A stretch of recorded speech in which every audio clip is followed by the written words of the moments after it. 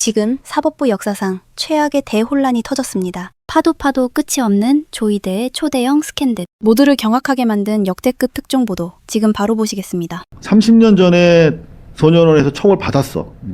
30년 전에 잘못한 거 아직도 처벌 안 받았으면 그건 현재 진행형이죠. 처벌 더 받아야 되겠지. 자, 이런 기사를 저희가 찾았습니다. 인노회 사건 아세요 혹시? 자, 볼게요. 지난 2월 16일 서울 형사지법 조희대 판사는 지난 11월 백영협 판사에 의해 기각된 인천 부천 지역 민주노동자회 소속 노동자 6명 중 5명에 대한 영장을 발부했다. 네, 조희대가 발부했어. 근데 이 인노회 사건은 그냥 전형적인 노동운동 단체였던 거예요. 근데 보세요. 검찰은 백 판사가 인노회는 이적단체가 아니라 노동운동을 목적으로 한 단체라는 이유로 영장을 기각하자. 자, 이적단체로 지금 걸려고 그러고 있어, 검찰이. 한창 빨갱이 사냥할 때. 근데 이 백영협 판사라고 하는 분이, 야, 이거 빨갱이 단체 아니야. 노동운동 단체야. 라고 해서 영장 발부 안 해줬어. 그 시절에 제대로 올곧은 판결을 한 겁니다. 근데 뭐라고요? 소위 TK 출신인 조 판사가 당직인 날 구속영장을 청구해 날치기로 받아낸 것이다. 네. 당직. 네. 그래서 정말 이분들 평생 고생하시다가 2000년대 후반 들어와가지고 최근 들어와가지고 대법원으로부터 다시 재판해가지고 무죄 받으셨어요. 수십 년 이 5명의 인생을 망친 사람이야. 조희대 대법원장이 거부권 행사해달라는 취지의 말을 이번 주에 출근길에서 했거든요. 근데 뭐 할 리가 없지 않습니까? 반향이 없어. 네. 관심도 없고.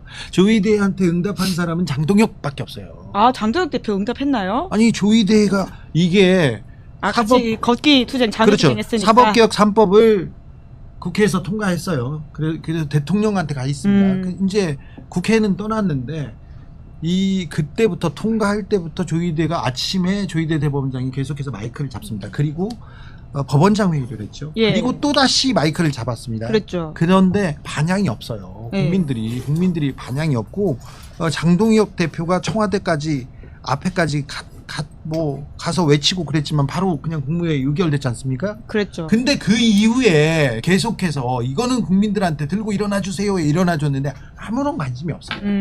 이거는 조희대의 자업자득이에요. 그래서 오늘은 아무 말도 없이 출근했다. 이제 앞으로도 그래서 자, 조희대 대법원장님한테 한 말씀만 더 드리겠는데 아무 말도 하지 마세요. 말하지 않습니까? 창피해. 어디서 반향도 없고 받아주지도 않습니다. 처음에는 조중동이 좀 써주다가 그 다음부터는 또 안 써줘요. 왜 그러냐면 국민들이 전혀 중요한 문제라고 생각하지 않아요. 예. 그러니까 조희대 대법원장이 이제 사법신뢰 얘기를 하시면서 우리 37%인가 뭐 그 얘기를 했죠. 숫자도 정확히 말했는데 그것도 틀린 여론조사 인용했다 이런 네. 기사가 나왔더라고요. 그런데다가 칼럼. 사실 국가 기관에 대해서 다른 곳이 아마 50%가 다 넘었을 거예요. 그리고 아마 검찰이 33%인가 그렇게 나왔을 거예요. 그러니까 실제 검찰이 정말로 정치 검사들 때문에 사법 신뢰가 완전히 다 땅에 떨어져 있는데 거기하고 비교해가지고 뭐 우리가 괜찮다, 뭐 미국하고 비교해서 괜찮다, 뭐 이런 얘기를 자꾸 하는 거는 우리나라 시장하고 전혀 안 맞는 말이고 좀 틀리다 이런 얘기를 할 수밖에 없죠. 몇 해 전까지만 해도 법원이 신뢰도가 신뢰도가 가장 제일 높았어요. 높았어요. 예. 정부기관 중에 압도적으로 높았는데 그게 지금 검사들 수준, 검찰청 수준으로 내려온 떨어졌다는 거다. 거죠. 내려왔는데 거기에 크게 공헌하신 분이 조희대 대법원장이라는 걸 다시 한번 말씀드리겠습니다. 난 좀 다른 방향으로 이렇게 한번 생각을 해보고 싶어요. 박영재 법원행정처장이 나갔잖아요. 사임했죠. 예. 자리만 내려놨고 대법관이긴 그러니까 합니다. 예. 그 박영재를 분명히 그 자리에 2인자로 앉혀놓은 거는 분명히 목적과 의도가 있어서 앉혀놓은 거잖아요. 예. 하여튼 경력에도 불구하고 무슨 경력 파기한 성심 주심이었죠. 그러니까 그 흠결이 있다는 거 우리 다 알고 있죠. 그런데도 불구하고 2인자 자리에 앉혀놓은 거잖아요. 그거는 돌격대 행동대장으로 방패막이가 되라는 그 목적은 그거잖아요. 예. 근데 얼마 되지도 않아서 나가버렸단 말이야. 물론 표면적인 명분으로는 사법개혁 3법에 내가 반대하는 거로다가 결규를 보여주겠다 나간 건데 예. 조희대하고 상의를 하고 나간 건지 아니면은 정말 여기서 같이 있다가는 나까지 험한 꼴 당하겠다. 나부터 뛰어내려야겠다. 이거 아닌지. 그리고 심지어 물론 이건 제 생각입니다. 그냥 지금 예. 그 속마음들을 내가 알 수는 없으니까 법원행정처장 입장에서 뭔가 그 사법개혁 3법도 있고 어쨌든 사법 그 수사권까지 수사의 칼날이 지금 직접 조희대 대법원장으로 들어오지는 않잖아요. 아직까지는. 근데 그걸 하여튼 미연의 어떤 사전적인 차원에서 뭔가 들어줄 수 없는 무리한 요구를 예. 법원행정처장 입장에서 뭔가 받은 거 아닌가. 그래서 이것까지 내가 못한다. 이것까지 하면 내가 정말 빵에 들어간다. 그래서 나간 거 아닌가. 어쨌든 박영재 법원행정처장이 예.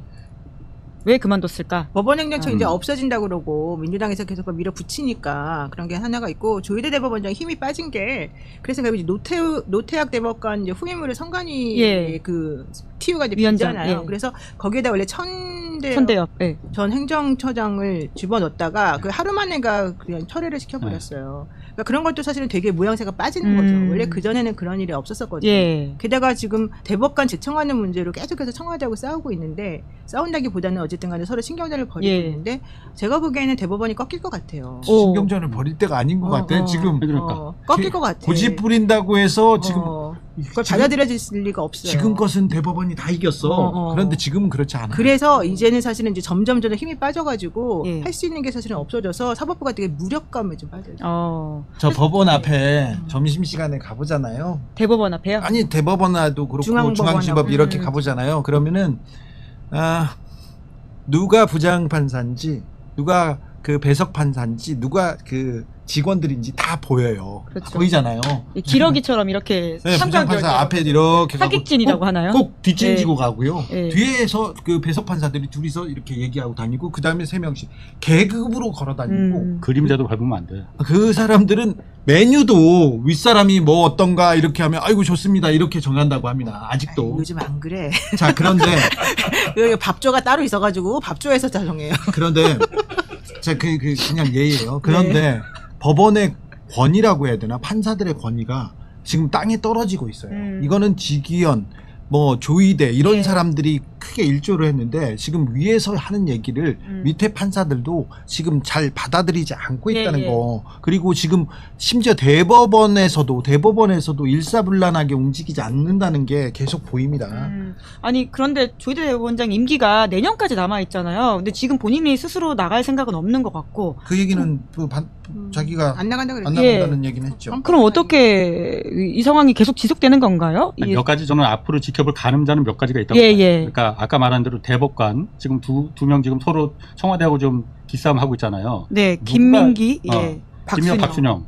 어쨌든 지금 알려지기로는 청와대에서는 김민기 판사를 갖다 이제 그 추천하려고 하고 있고, 하라고 하고 박순영은 이제 조희대 대법원장의 픽이잖아요. 예. 누구를 지금 이제 그 픽을 하느냐, 제청을 하느냐 이게 좀 하나의 관건이 될 것 같고 또 하나는 법원행정처장을 좀 후임을 누가 하려고 하겠느냐. 저는 할 사람 없다고 봐요. 그럼 계속 공석으로. 방패막이 없어지면은 예. 조희대가 직접 뭔가를 해야 될 수밖에 없잖아요. 그럴 성장 그 사람의 그 어떤 배포가 있는 것도 아니고. 그래서 아까 사퇴 안 한다고 했잖아요. 예. 그거는 좀 지켜봐야 될 것 같아요. 사퇴할 수밖에 없는 상황이 만들어질 수도 있다. 법원 행정처장은 또 누구? 저는 그럴 가능성도 있다고. 나는 것 같은데요. 그렇게까지 이분이 중간에 나가지는 않을 거라고 보는데 왜냐하면 나가는 순간 너무 매우 위험해지죠. 그렇지, 매우 위험해지지. 조희대 수사의 자체가 칼날이 바로 들어오지 그러면은. 본인이 위험해질 수 있기 때문에 자리를 지킬 것이다. 지금까지 안 하는 거는 바로 그거예요. 대법원장의 타이틀, 그 방패막이가 없어지면 바로 수사의 칼날이 나한테 직접 들어오니까 지금 사퇴를 안 하는 게 아니고 못 하는 거지. 예. 다른 일방적인 상황 같았으면 벌써 했죠. 네네. 그래 옛날에 민주당하고 이제 그 국민의힘하고 싸울 때 지난번에 김명수 대법원장 있을 때 국민의힘 사람들이 얼마나 김명수 대법원장을 괴롭히고 나가라 그러고 막 그랬어요. 네네. 모욕을 그렇게 줬죠. 모욕을 줬지. 게다가 그때 대법원장 차까지 막 막아서면서 자기네끼리 1인 시위하면서 돌아가면서 막 정말 행패를 부렸었잖아요. 근데 그때 이 사유가 뭔지 알아요? 임성근 그때 고법 부장판사가 사퇴를 하는 과정에 있어가지고 뭐 말을 했네 안 했네 이거 가지고 좀 기다리라고 했다. 근데 지금 조희대 대법원장의 이 지금 민주당에서 얘기하고 있는 거하고는 완전 차원이 다른 문제였어요. 예. 지금 생각해보면 국민의힘 사람들이 뭐 양심이 없는 거예요. 네. 게다가 김민기 판사에 대해서 반대하는 대법원의 사유가 남편 배우자 때문이라는 거잖아요. 배우자가 헌법재판소에 있기 때문에 안 된다. 이거 너무 오영준 재판 가부장적 사고방식이 아닌가라는 생각이 들기도 하고요. 네. 여러모로 좀 뭐라고 할까 명분에서 밀리는 것 같은데 대법원이 계속 버틸 수 있을까 싶긴 합니다. 전례가 없다고 하는데 그런 또 그게 무슨 이해가 된다고. 젊은 판사들이 난 이렇게까지 비겁할 줄은 정말 몰랐어요. 법원 내부 게시판 코트란에 이런데 일절 뭐 좋다는 글도 안 나오고 비판하는 글도 안 나오고 일절 안 올라온다는 거냐 지금. 예, 그런데 아무튼 판사들은 아까 하객진으로 걸어가는 분들이다. 아직도 조희대 대법원장과 그 대법원 법원 행정처의 그늘에 있다고 봐야 될 것 같습니다. 네. 뭐 깨어 있는 사람들도 있고 그리고 이거 바뀌어야 된다고 생각하는 사람들이 있지만 지금까지도 오히려 민주당을 그리고 또 국민들한테 왜 이러는지 그렇게 하소연하는 판사들이 대다수다 이렇게 저는 파악하고 있습니다. 근데 조희대가 지금 쫄 수밖에 없는 거는 내 말을 많이 해서 미안한데 쫄았어요 지금? 전 조희대? 쫄았다고 봐요. 왜냐면 본인 생각에. 본인 생각에 예. 법원 행정 그 게시판에 코트란에서 예. 비난하는 글은 물론이고 응원하는 치어로 파는 글도 하나도 안 올라오잖아. 예. 예전 같았으면 자기네 대장이 이 수모를 겪고 있을 아. 때는 뭔가 응원의 글이 막 올라왔어야 예, 될 텐데 일절 없잖아. 조희대 입장에서 이거 봤을 때는 이건 매우 위험한 위기다. 아. 법관 대표회에서 대표회의가 열려서 결국 입장문까지 냈습니다. 자기들끼리 토론하고 원래는 정식 안건도 아니었는데 이거 이제 의결해가지고 거기서 이제 긴급 안건으로 올려가지고 내란 재판부 설치 법안하고 법 왜곡죄 두 개와 관련된 입장을 내놨는데 그런 거에 뻔한 얘기 있잖아요. 뭐 국민 신뢰를 높여야 되고 사법부에 대한 국민 기대, 재판 담당 법관들의 의견이 반영돼야 되고 뭐 국민의 관심과 우려는 알고 있지만 이게 자칫 잘못하면 위헌성과 재판의 독립성을 침해할 우려가 있다고. 정말 진짜. 황당한, 그러니까 이게 하나만한 얘기인데 요 얘기들을 판사들이 그렇게 우리 판사님이 그렇게 얘기하시니까 헌법에 어긋나는 거지 진짜로 이러면 안 되는 거지 이 생각밖에 안 하는 것 같아 언론들이. 그러니까 예전부터 검찰이나 법원에서 던져주는 것들은 그냥 A급 정보. 일단 기사 내면 일단 특종, 단독. 이거 너무 받아먹고 사니까 애들이 뇌가 그냥 없어진 것 같아. 뇌가 죽어버린 거야. 브레인 데드야 진짜. 그래서 우리가 이런 데서 얘기하거나 아니면 국민들이 뭐라고 얘기하면 법을 모르는 법률 전문가도 아닌 것들이 뭘 알겠어. 이렇게 보는 것 같아. 법률 전문가들 때문에 지금 이 벌어지고 있는 거 아니에요. 그러니까 기본적으로 사법부가 스스로들이 뭘 할 생각을 안 하기 때문에 입법부가 나서는 것이고 국민들의 목소리가 나오는 것인데 사법부가 개혁안을 내지 않고 있다라는 부분을 언론은 지적을 해야 되는 겁니다. 언론은 지금 뭘 해야 되는지 모르는 것 같아요. 아까도 얘기했지만 다만 그 민주당 안에서 의원들이 이제 딴소리가 나왔다. 그러니까 지금 경향신문이 쓴 거 보면 어떤 민주당의 한 의원이 잘못됐을 때 위험성이 크다. 라고 말을 했대. 뭐든 잘못되면 위험성이 큰 겁니다. 그럼요. 안전벨트도 잘못 매면 위험성이 커요. 그래서 신중한 표현을 쓴 사람들이 있을 수 있잖아요. 그 사람들의 워딩을 이렇게 따가지고 이런 식으로 찬과 반이 있는 것처럼 붙이는 건 굉장히 난 이게 프레임이야. 이게 왜곡이고. 그렇지. 그리고 법관 대표회의 다시 돌아가자면 법관 대표회의 우리가 가장 중요하게 얘기했던 다뤘던 부분은 한번 조희대가 그 말도 안 되는 공직선거법 파기환송했었을 때 그때 법관 대표회의 열었다가 결론 못 내렸고요. 대선 끝나고 결론 내린다고 했다가 못 내렸어요. 지들이 보기에도 문제가 있다고 조희대에 대해서는 입덕볶음 못했던 것들이야. 그러니까 난 얘네들은 기본적으로 그냥 구제가 안 되는 애들인 것 같아. 지네들끼리 모여가지고 뭐 이런 얘기 하는 거 있잖아. 사법부에 대한 국민 기대와 요구. 법관들의 의견이 논의에 충분히 반영돼야 한다. 그래서 니네 의견이 뭔데 그래서. 그리고 국민 기대와 요구는 이미 다 반영됐어. 반영됐으니까 국회에서 나온 거 아니야. 무조건 믿어달래. 그리고 니들을 뭘 보고 믿어 지금. 국민의 사법 신뢰에 중대한 영향을 미칠 수 있다라는 건데 이미 착살이 하는데 뭔 중대한 영향이야. 살아나겠지. 그 중대한 영향 맞네. 이거 통과되면 다시 살아날 거니까. 그러니까 그 천대 법원행정처는 국회 같은 데 나와가지고 자 얘기할 때 제일 걸리는 게 87년 헌법 이후로 만들었던 헌법체제에 금이 갈 수 있다. 헌법체제를 흔들 수 있다. 1987년 그래서 지금의 헌법이 만들어지는 과정에서 사법부가 무슨 기여를 했는데 그리고 1980년에 그렇게 헌법을 통과시키고 나서 대한민국이 민주화 가는 길에서 사법부가 했던 역할이 뭔데? 한 거 없잖아. 억울한 사람 간첩으로 때려가지고 감옥에 쳐집어 넣었지. 그러니까 그 87 체제 속에서 사법부가 이제 헌재가 만들어지고 지금의 사법부가 운영되고 있는 거 아니야?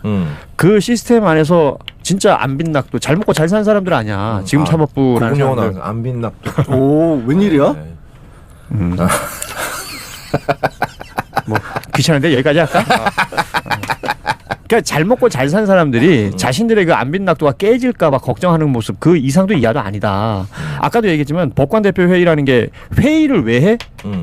자기들이 회의를 한 이유가 내란 전담 재판부하고 법외국제 등등 지금 그거 가지고 되냐 안 되냐 가지고 회의하고 있을 때인가? 그 회의를 했으면 그래서 우리 법관들이 마음을 모으기에는 이런 식으로 법원을 개혁해야 된다고 해. 라는 말이 나와야 되는 거잖아. 그건 안 나오고 아니 싫어. 우리 그냥 가면 냅둬. 건드리지 마라.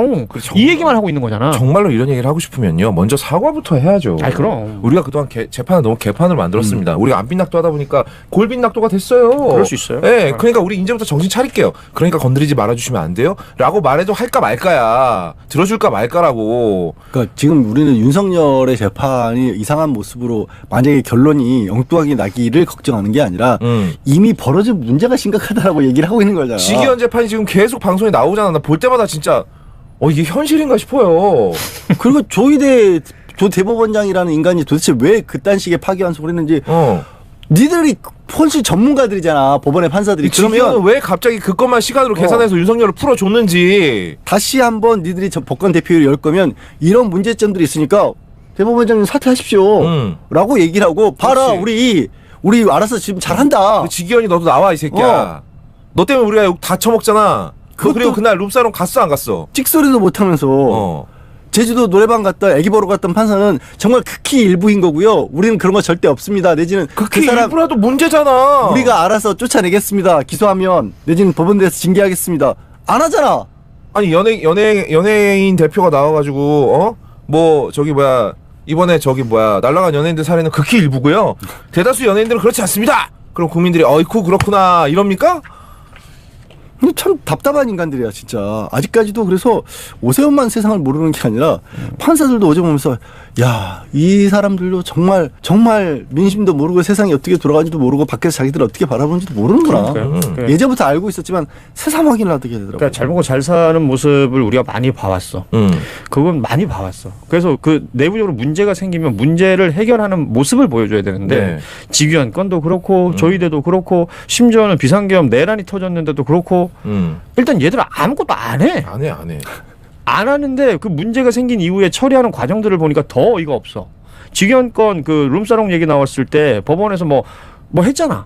가가지고 봤더니 170만 원 나왔는데 뭐 이렇게 엠빵으로 나눠보니까 문제가 없더라. 이 얘기만 하고 앉아 있잖아. 그런 모습을 본 국민들이 이거 안 되겠다, 바꿔야겠다 라고 생각한 거 아니겠어? 그럼. 그리고 지귀현이 하고 있는 재판의 일련의 과정들을 보니까 질질 끌면서 일주일에 한번 할까 말까, 지 휴가 갈 거 다 가고, 연내에 끝낸다 그랬다가 나중 돼가지고는 이쪽에서 안 된다 그러니까 시간 계속 더 줘야 되겠다. 지금 빨라봤자 내년 2월 얘기하는 거 아니에요. 지금 그것을 국민들이 원하는 것이 아니다 보니 그걸 바꿔야 되겠다. 효율적인 방법이 뭐겠니? 라고 하다가 전담재판부 나온 거고, 처음에 이걸 특별재판부라고 불러서 특판 그랬던 타이밍이 있었어요. 그때는 특별검사처럼 밖에 있는 사람 누가 판사 데리고 와가지고 하는 거라고 생각하는 시민들도 많았거든. 그러면은 그 위원이다 등등등 해가지고 그것을 아까 형 말한 것처럼 뾰족뾰족 하던 애들을 동글동글하게 만들어가지고 법원 내에서 있는 판사들 데리고 와서 말 그대로 전담부 만든다는 거야. 전담부. 지금 특허 관련된 전담부도 있고 법원 안에 전담부가 없는 게 아니잖아. 내란이란 일이 매해 일어나는 일이 아니니까 엄청난 일이 일어났으니까 이것에 대한 전담부 만들자는데 뭐? 어쩌라고 그래서 판사가 만약에 지금 대한민국에 몇 명 있어요? 모르는데? 1대1로 와서 붙어. 나랑 토론하자. 자신 있으면 와가지고 법적인 좀 쫙 얘기해 나한테. 오케이 알았어. 다 듣고 난 다음에 그래서 니들이 잘했냐고. 잘한 게 있어가지고 우리가 이렇고 이러니까 사법 신뢰를 우리가 회복해야 되고 우리가 이렇고 이러니까 어떻게 하겠다. 사법부의 독립, 재판의 독립을 위해서 우리가 이렇게 하겠다. 라는 얘기를 해봐. 그러면 알고 들어보고 말이 되는지 안 되는지 확인이라도 해볼게. 한마디라도 했냐? 현재 정원이 3,214명이래요. 덤벼. 해보자고. 그러니까 진짜 답답한 부분이 그러니까 이런 거예요. 법관 인사평가와 관련된 부분에서도 외부의 법학계 학계라든가 변호사 협회라든가 이런 데서 의견을 제시하면 의견에 대한 참고를 하겠다는 정도거든. 그거 너무 부족하잖아 사실은. 지금은 10년에 한 번씩 하는데 한 번도 거기서 떨어져 나간 판사가 역사상 거의 손에 꼽을 정도밖에 안 되니까. 근데 그나마 지금도 대한변호사협회에서는 해마다 법관 인사평가라는 걸 외부에서 의견이라고 제시하는데 제가 여러 번 말씀드렸죠. 올해 나왔던 판사의 이름이 내년에 또 나온다. 전혀 안 바뀌니까. 귓등으로 들으니까. 근데 그거 아무 법적인 근거도 없고 법적인 효력도 없으니까 그나마도 그런 제도를 만들어가지고 그냥 참고 자료로 법적으로 삼겠다. 권고적 효력을 가지겠다. 그러니까 이것도 싫대. 그러니까 이것도 다 뺏어버려야 되고 다 배심원죄로 바꿔야 된다니까. 법관 신분 보장에 영향을 끼칠 수 있다고 하는데 재판 독립도 판사가 법원이 독립하려면 법원 전체가 아니라 각 재판부별로 독립해서 대법원장이 뭐라 그러든 소신 있게 재판할 수 있게 해주겠다는 거거든. 사실은 대법원장이 지금 법원행정처 잡고 있으니까 인사까지 다 완장하니까 조희대가 들어섰다. 지금부터 우리 법원도 판결 나도 이제 조희대의 취향에 맞춰서 재판을 하겠다. 이런 일 막겠다는 거거든. 그렇죠. 근데 지들이 싫대. 난 이 부분을 제일 이해를 못하겠어. 그러니까 이게 진짜 말도 안 되는, 완전 모순되는 얘기가 있는 거거든. 니들을 독립시켜 주겠다고. 근데 또 독립은 싫대. 싫대. 뭐 어쩌라고. 금쪽이냐? 뭐 어떡하라는 거야. 지금 금쪽이 맞아. 정확하게. 금쪽이잖아. 어. 그러니까 자꾸 말장난치는 것 같아. 결과적으로 내가 지금 하자 그랬잖아. 그럼 토론하자 그래가지고 무슨 안을 들고 나오고 나도 무슨 내용을 들고 나와서 토론을 막 했어. 그럼 결론이라는 게 그날 당연히 안 날 수 있잖아. 그러니까 나는 내 주장을 하고 걔는 걔 주장을 할 수 있잖아. 그러면 법원에서 맨날 하는 게 뭐야? 상급 법원으로 올린다는 거거든. 그래. 상급 법원에 올라가서 그 판단이 나오면 그걸 그냥 얘들이 따른다는 거거든. 지금 대표적인 예로 진짜 지난번에 그 지방 법원장들 쭉 국감에 불려 나왔을 때 내란이냐 아니냐 물었을 때 답도 못하는 애들이야. 그런 애들에게 무엇을 바라겠냐? 그 애들이 왜 답을 못해? 조희대가 입장을 안 냈거든. 조희대가 내란은 뭐 위헌적인 것이다, 불법이다 등등등을 얘기했으면 얘들 쭈르르르 얘기했을 거야. 그렇지. 그런데 지금 얘들 조희대가 그 며칠 전에 이재명 대통령이랑 점심 먹을 때 거짓말했잖아. 오찬회동 할 때 위헌적 입장을 낸 바가 있으며. 언제 이 새끼야? 언제? 이러니까 바꿔야 된다고. 이 금쪽이는 오은영 선생님 말고 저기 마동석 선생님이 필요해. 걔 쌉소리 할 때마다 귀싸대기 한 대씩 갈겨야지. 이게 윤석열만 이런 게 아니야. 처음 맞아야 돼 이 새끼들은. 이거 진짜로. 조희대 이름도 그렇죠. 최근에 거의 얘기 안 했던 것 같습니다. 근데 조희대 대법원장 얘기는 좀 해야 되는 게 그 후임 대법관 지금 맞아요. 그걸 안 하고 있어요. 아직도? 예, 지금 청와대하고 뭐 의견이 다른데 우리는 끝까지 내 주장을 관찰하겠어. 뭐 이런 주장을 지금 펼치고 있다는 건데 사실은 청와대 입장에서도 물러서지 않는다라는 얘기가 있어가지고 이 지기현 부장에 대한 뭐 그런 건뿐만 아니라 지금 법원 행정처장도 지금 공석이고, 그다음에 지금 대법관 제청도 지금 안 하고 있고 현실적으로 이걸 언제까지 사실은 이 조희대 대법원장이 이러고 있을 것인가. 그러니까 사법부 수뇌부가 지금 공백이다 이렇게 볼 수가 있는 건데 그러니까 본인 개인의 어떤 그 안위 이런 것들은 그것으로 지킬 수 있을지 모르겠으나 국가 사법 시스템 자체는 지금 구멍이 나 있는 상황인 거잖아요. 대법관 한 명이 있고 없고 지금 14명밖에 안 됐는데 그러니까 늘 뭐 일 많다고 그러면서 사람을 지금 안 뽑고 있다. 직무유기 아니냐라는 댓글이 지금 올라오는데 이런 부분들도 따질 건 따져야 된다고 봐요. 사실상 기싸움 말고는 해석이 잘 안 됩니다. 그러니까 그때 예전에 보도 나온 거 보게 되면은 청와대 쪽에서 원했던 1, 2순위랑 대법관, 그러니까 그 조희대 대법원장이 원했던 1, 2순위가 완전 달랐다. 완전 달라가지고 조금 타협 보려고 2순위 정도 이렇게 해보려고 했지만 청와대가 이제 워낙 상징성이 큰 첫 번째 이제 이재명 정부 첫 대법관 인사다 보니까 좀 강하게 이제 드라이브 거는 측면이 있는데 이걸 도저히 받아들일 수 없기 때문에 그냥 뭉갠다라는 거잖아요. 그래서 저는 만약에 정말로 이 조희대 대법원장이 봤을 때 필요한 대법관 인사라고 한다면, 그래서 이 사람이 꼭 됐다고 한다면은 그러면은 밑에서 뭔가 조율을 하든 공론화를 시키든 진행이 되잖아요. 이게 뭔가 굴러가야 되잖아요. 이걸 어떻게든 하기 위해서. 근데 아무것도 하지 않고 뭐 안 되면 말고 그냥 덮어주고 그냥 나야 몰라라 한다는 것 자체가 과연 사법부의 수장으로서 이게 올바른 책임과 행태인 거냐. 사람이 일을 되게 해야 되는 거잖아요. 그래서 뭘 하는지 모르겠어요. 조희대 탄핵 안 합니까? 조희대 탄핵안을 드디어 이번 목요일 날 시작합니다. 아, 그렇습니까? 예. 탄핵안이 발의가 되려면 일반법은 10명의 국회의원의 동의가 있어야 되는데요. 이건 3분의 1이니까 100명. 지금 정원이 좀 줄었으니까 99명 이상이어야 되거든요. 그래서 일단 제가 혼자 발의 요구를 할 수도 있지만 지금 5분의 국회의원과 같이 하는 쪽으로 했고 처음부터 또 같이 공동서명에 참여할 분들도 지금 오늘 친서를 오후에 보냅니다. 목요일 날 오후 3시에 기자회견 예정이 돼 있고요. 저하고 민주당에서는 민영배 의원님, 조계원 의원님, 그다음에 조국혁신당에서는 김준영 의원님, 그다음에 사회민주당 한창민 의원님 이렇게 해서 5명이 공동 대표 발의로 각 당이 다 참여했네. 왜냐하면 이제 그렇게 해야 힘을 또 받을 수 있고 법력권의 힘을 모아야 되기 때문에 그렇게 좀 준비를 해서 호응을 해주셔서 저는 너무 감사하고요.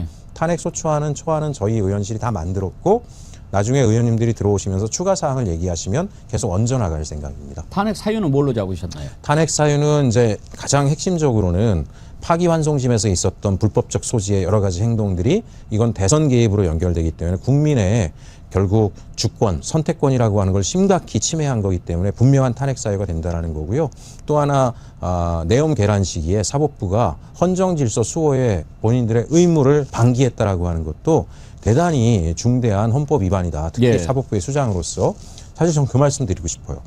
사법부가 당시에 장갑차를 동원해서 국회를 침탈하는 거는 위헌이다. 지금도 걸핏하면 위헌 소지라 그러잖아요. 예. 무슨 뭐 법사위에서 사법개혁 3번만 하면 위헌 소지가 있습니다. 위헌입니다. 아니 그 당당한 사람들이 장갑차 앞에선 한마디도 안 했어요. 심지어 그 이후에 2차 계엄이 시도되고 그다음에 구속을 거부하면서 총기를 사용하라는 명령까지 내릴 때도 그건 불법한 헌정질서를 뒤흔드는 행위다. 한마디도 안 했습니다. 그 고통이 누구에게 갔습니까? 만약에 계엄이 벌어지던 날 밤에 사법부 수장이 군을 동원해서 국회를 유린하는 것은 위헌입니다. 평소에 하듯이, 평소에 사법개혁 반대하듯이 한마디만 했으면 행정부 위축됐을 겁니다. 아, 나 탄핵되겠구나.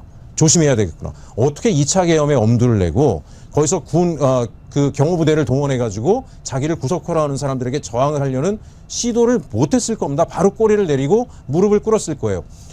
사법부는 그걸 장기화해버렸어요. 장기화해버려서 그 고통이 국민들한테 다 갔습니다. 경제도 몰락하고 소상공인들이 문 닫고 아무 책임이 없다고요? 이건 정말 너무나 큰 책임이고 국민적 분노이자 입법부가 강력히 문제제기해야 되고요. 그 와중에 자신들의 그 잘못들을 감추고자 저는 파기환송심을 통해서 예. 대선에 개입하려고 했다라고 이렇게 보고 있습니다. 저는 뭐 조희대 진작부터 안 된다고 생각했지만 결정적으로 저자는 정말 안 되겠구나라고 예. 마음을 먹은 게 파기환송심 주심을 맡았던 박영재를 예. 법원행정처장으로 맞습니다. 임명했던 겁니다. 예. 어떻게 그럴 수가 있습니까? 말도 안 되는 거고요. 예. 그 이건 선전포고 아닙니까? 정치 행위를 한 거죠. 선전포고이자 정치 행위를 한 겁니다. 그리고 와가지고 예전에 인혁당 사건이 사법부가 그런 말도 안 되는 판결을 통해서 공소장도 읽어보지 않고 사형집행 처리를 통해서 무고한 사람들이 죽었던 그 아픔에 대해서 법원행정처장으로서 어떻게 생각하냐라고 물어봤더니 제가 재판한 게 아니어서 뭐라고 말씀드릴 수 없습니다. 그건 국민을 완전히 우롱하는 행태를 공식적으로 국회에 와서 한 거예요. 그렇게 하고 그 다음에 이제 본인이 법원행정처장 사퇴할 때 있잖아요. 그것도 보면 전국 법원장 회의를 소집해요. 공무원들은 노동조합 집회도 다 금지해 놓은 사람들이 자기들은 집회를 대놓고 하고 그러면서 어쨌든 국민적 열망에 의한 사법개혁안에 대해서 반대 메시지를 내고 사퇴를 하고 일련의 기획된 정치적 행위들을 계속하고 있는 겁니다. 조희대 대법원장을 저렇게 두고는 결국 헌법의 주인은 국민이잖아요. 예. 국민이 헌법을 만들었고 헌정질서를 바로 세우자라는 국민적 열망을 할 수 없기 때문에 입법부는 이제 국민의 명령을 받아야 된다고 저는 생각합니다. 조희대 탄핵에 나서고. 네. 적극 지지합니다. 네. 조희대 탄핵해야 되고요. 이제 일부에서 뭐 탄핵 얘기할 때마다 역풍 얘기 나오는데 탄핵 사유가 차고 넘칠 뿐만 아니라 네. 그 전에도 예를 들면 이상민 행안부 장관을 탄핵했을 때 또 역풍 했거든요. 네. 근데 많은 국민들이 그때 이상민 얼굴 몇 달간 안 본 것만 해도 너무 행복했어요. 맞습니다. 예. 그러니까 사실 그때도 나중에 이제 헌법재판소가 너무나 신중하게 판단하느라고 기각을 했지만 지금 드러나는 거 보면은 탄핵 100번 하고도 남을 사람들 예. 탄핵한 거 아닙니까? 예, 맞습니다. 그런 점에서 조희대 탄핵 역풍 같은 거 생각하지 말고 예. 날려야죠. 예, 역풍은 없고요. 제가 볼 때는 만약에 탄핵을 못 시키잖아요. 헌법재판소가 국민적 신뢰를 지금 받고 있는데 국민들에게 다시 신뢰가 무너질 수 있습니다. 왜냐하면 국민들이 지난번에 어떤 걸 지적을 하셨냐면 헌법에는 최고위 공직자들이 국민을 배반했을 때 불법 행위를 했을 때 탄핵할 수 있다는 조항을 만들어 놓고 역사상 탄핵된 케이스가 거의 없어요. 박근혜, 윤석열 지난번에 전 경찰청장 빼놓고는 전부 다 가면 기각이 됐습니다. 근데 기각의 내용을 보면 범죄 혐의가 무죄가 된 게 아니에요. 범죄 혐의가 있지만 그럼에도 불구하고 해서 기각이 됩니다. 무슨 얘기냐? 왜 최고위 공직자에 대해서만 정무적 판단을 합니까? 헌재는 법률적 판단을 하면 되는 건데요. 그래서 제가 헌재에 다시 부탁드리지만 최고위 공직자, 그 사람들의 하나의 범죄가 전 국민에게 악영향을 미칠 수 있는 사람들에 대해서 불법 행위에 대한 탄핵은 법에 의해서 엄정하게 이루어져야지 본인들이 정치적 판단을 하라고 헌재가 있는 게 아니지 않습니까? 그래서 저는 헌법재판관들이 이번에는 조희대 대법원장에 대해서 탄핵을 할 것이다라고 믿고 만에 하나 말씀하신 것처럼 탄핵을 안 하더라도 결국은 탄핵 안 한 사유는 정무적 판단으로 갈 거예요. 그 정무적 판단에 대해서는 국민들이 용납하지 않을 수 있다라는 것. 그래서 뭐 이것이 역풍이 오는 것이 아니라 사법부가 진짜 더 깊이 개혁되겠구나, 돼야 되겠구나 하는 그런 국민적 공감으로 확산될 거다라고 저는 생각합니다. 박영전이 이제 뜨거라 하고 도망갔고 예. 후임 처장 아직 임명 안 했죠. 예. 왜 안 합니까, 그거는? 뭐 그 조희대 주변에 마땅한 사람이 좋은 판사들이 있죠. 예. 좋은 판사들은 오면 자기에 대해서 반기를 들 거라고 생각을 할 겁니다. 예. 예. 하여튼 빨리 좀 해서 국민들이 역시 최혁전이다 하는 얘기 좀 나올 수 있도록 그렇게 해주셨으면 알겠습니다. 좋겠습니다. 지금 의원님들이 벌써 한 20여 명 이상 다 탄핵해야 된다는 목소리를 같이 내주고 계세요. 예. 굉장히 빠른 속도로 확산이 될 거고 아까 말씀하신 것처럼 조희대가 저렇게 권한을 남용하고 국민을 우롱하는 행동을 몇 개월이라도 안 볼 수 있다라면 그것만으로도 사법개혁이라든가 이런 것들이 상당히 진전되는 또 동력이 될 것이다라고 생각합니다. 선관위원장은 어떻게 돼 있나요? 지금 천대엽 내정해놨죠. 예.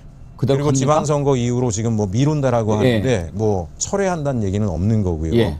그것도 정말 납득할 수 없는 거죠. 조희대 사법부가. 그리고 천대엽 그 전 법원행정처장도 법사위 나와서 진정성 있는 답변을 한 적이 한 번도 없지 항상 말이 않습니까? 바뀌지 않습니까? 그런 사람을 어떻게 선관위원장이라고 하는 곳에 앉혀서 불안감, 국민적 불안감을 또 지방선거라고 하는 것에 대한 결과에 대한 신뢰도를 어떻게 보증할 수 있는지 저런 판단을 한다는 것 자체가 정말 국민을 우롱하고 있는 거죠. 네. 알겠습니다. 끝으로 네. 이제 그 이화영 부지사 네. 대북 송금 사건 관련해 가지고 연어 술 파티 계속 조사하고 이거 이제 국정조사하기로 하지 않았습니까? 예. 거기에 참여하십니까?